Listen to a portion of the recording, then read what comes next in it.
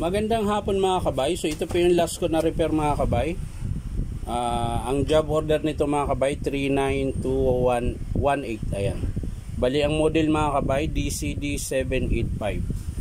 Ang sira lang nito mga kabay, buo po yung unit. Ito lang po yung chuck. Ayan po. Pag inikot mo siya, ayan, ikot na lang ng ikot, di na po nabuka yung ngipin niya. Ayan. Ngayon, papalitan siya ng chuck, sabi ng customer. Ang problema, paano mo papalitan to mga kabay? Hindi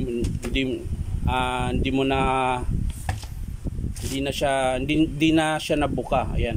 Kailangan kasi bubuka yung tatlong ngipin niya, ayan, para pwede mo siyang pasukan ng allen key. Ayan. Ayan. Ang pagkalas kasi niyan mga kabay, papasok mo yung allen key, saka mo paluin papunta sa'yo. Ganyan. Ngayon, hindi ko na po magawa yan. Gawa na, hindi na siya nabuka. Ito. So, titistingin ko mga kabay, papaluin ko tong ngipin niya. Sana bababa siya. Ngayon, kung hindi talaga mga kabay, mapipilitan akong kakatingin ito mga kabay. Yan, yung plastic na yan. Kakatingin ko yan paunti-unti hanggang sa mabuksan ko yung hanggang sa matanggal siya mga kabay. So tara mga kabay, samahan niyo po ako.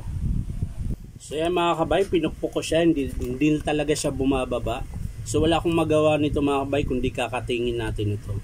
Yan, paunti-unti. So kakatingin ko po ito mga kabay.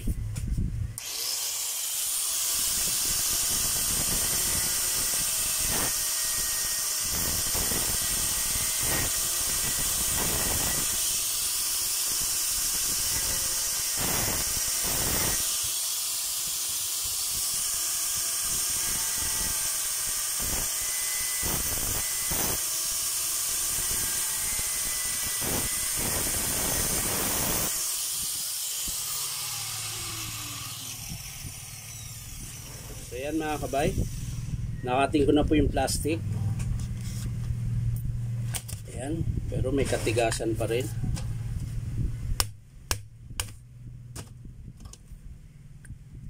Ayaw pa rin.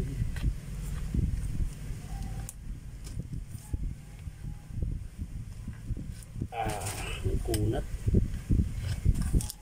Ang kunat mo Brad.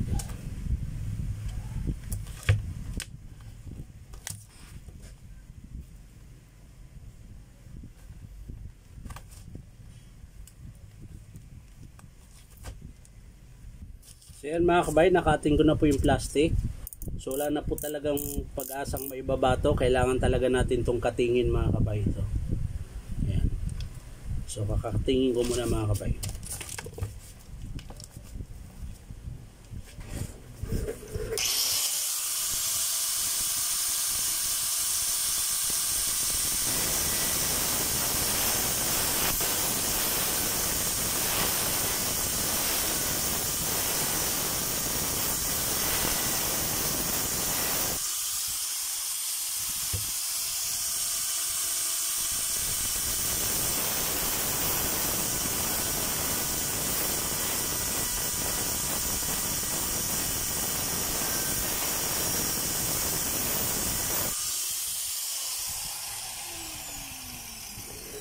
Ayan mga kabay, nakating ko na po. Ayun, kalas na po siya.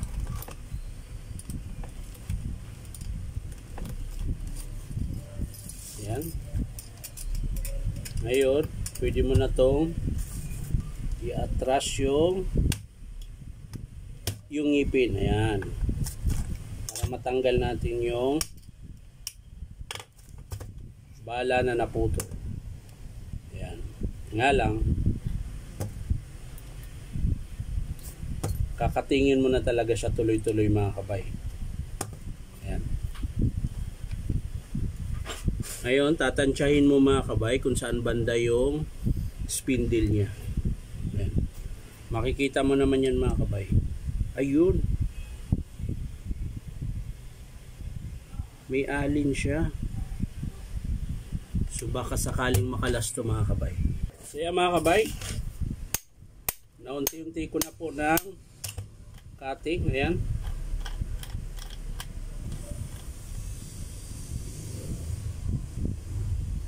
So kailangan kong katingin to mga kabay na paganyan.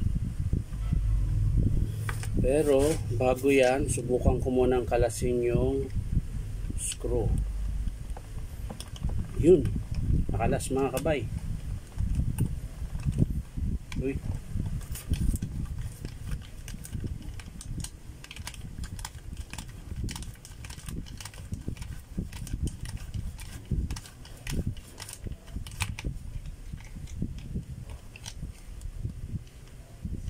Bakit gano'n? Yun.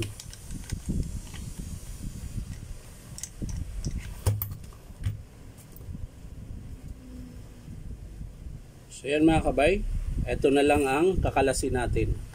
Susubukan natin paluin mga kabay, baka sakali. Susubukan lang natin paluin.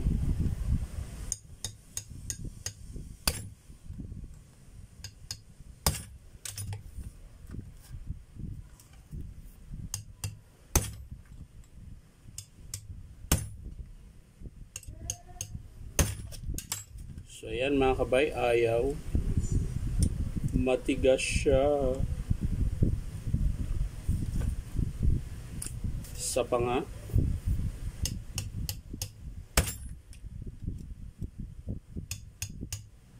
Isa pa, ayaw talaga mga kabay.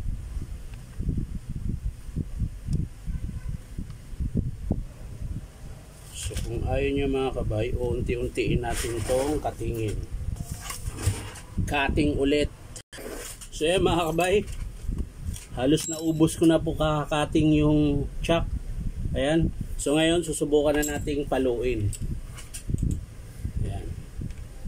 Ipitin lang natin ng vice grip. Ayan.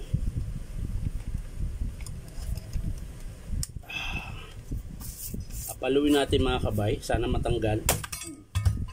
Ayun.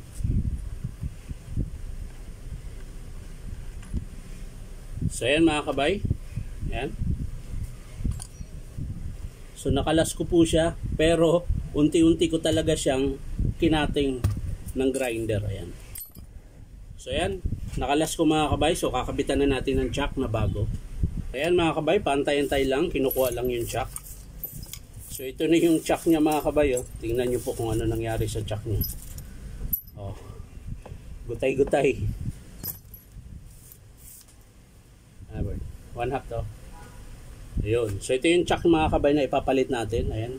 Parehas pa rin yan mga kabay. Plastic yung hawakan. Ayan. So yun na po yung kakabit natin dito mga kabay. Ayan. Bali sa susunod dito mga kabay, hindi na mahirap kalasin to dahil nabaklas na po siya.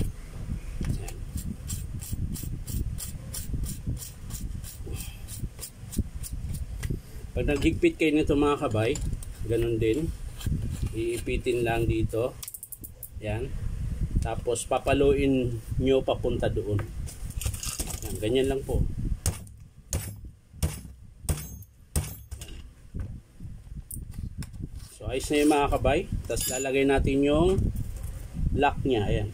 May screw ito mga kabay. Pabaliktad din yung higpit nito mga kabay.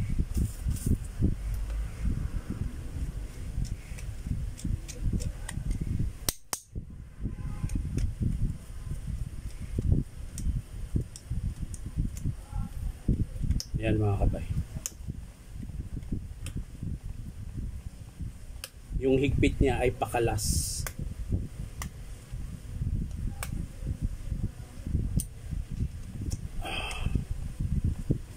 Yan. Yan na, pasok na mga kabay. Yan. Pahigpit niya mga kabay, pakalas. Yan. Yun. Tapos pag tinanggal nyo naman yung screw dito mga kabay, ang paluwag niya pahigpit. Ayan. So yun na mga kabay. So okay na. Reverse. Check natin yung hammer kung nagbago. Meron pa rin siyang hammer mga kabay. Ayan. Drill.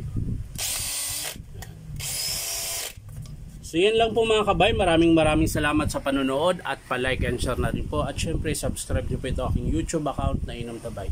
So maraming salamat mga kabay, bye bye.